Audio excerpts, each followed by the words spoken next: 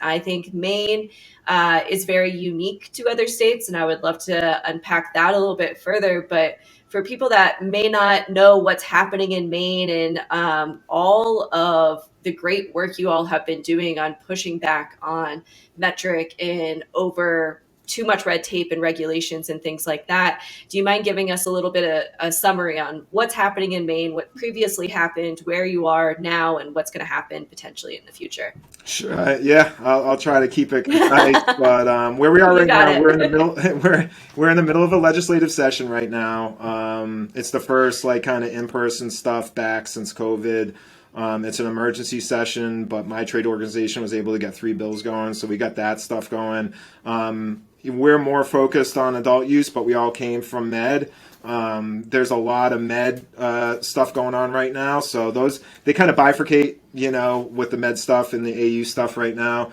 So there's a lot of action, a lot of good stuff, for grassroots operators happening here in Maine, both in med and adult use. Just pushing back on overregulation, really. And I mentioned to you in our previous conversation just how unique Maine is and how approachable our state legislation is. And they're your neighbors. They only get like a $3,000 stipend a year. They want to hear from their constituents, and they want to hear from people who are real stakeholders. And Maine, unlike a lot of other legislatures in Washington, they're sick of lobbyists, and they can smell them from a mile away. So when you come with facts and you're polite and you can present them well and you have that operational knowledge, they really appreciate that. And it's taken a while. I mean, I testified my first time 10 years ago, right when I got back up here, just to see how that advocacy grassroots network has grown over the last 10 years is amazing. And I think we're really going to be leaders for establishing a sustainable model for smaller operators that hopefully the country can learn from, because obviously they're going to take all the bad tricks that they've learned in all the over-regulated states and take them down to Washington.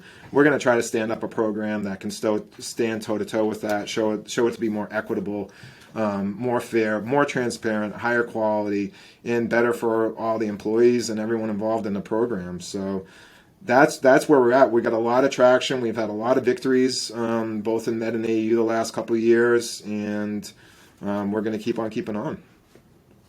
I love it. What were some of those victories?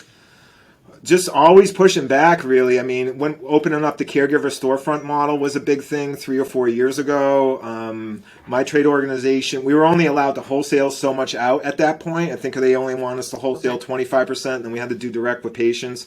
My trade organization about 3 years ago was able to move that up to 75-25 in favor of wholesale. So that just catapulted a bunch of brands and the caregiver storefront.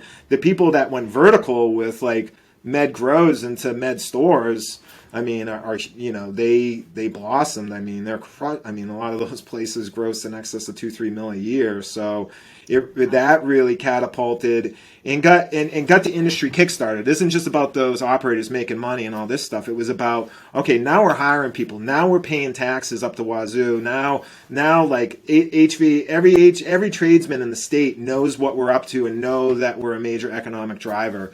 And at this point, Maine's med market is over $250 million a year.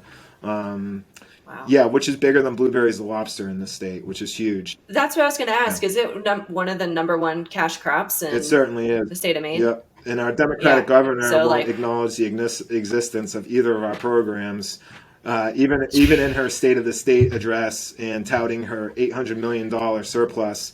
If you did the math on that, a real good chunk of that came from cannabis. And she used to be state prosecutor, attorney general. She's the prohibition. Funny how that plays out. Yeah, that's how that goes. But yeah, we're a force to be reckoned with, and the people we employ, and we educate the legislators. They know that smaller local businesses are going to keep that money local, whereas the Curaleafs and the acreage come in this state.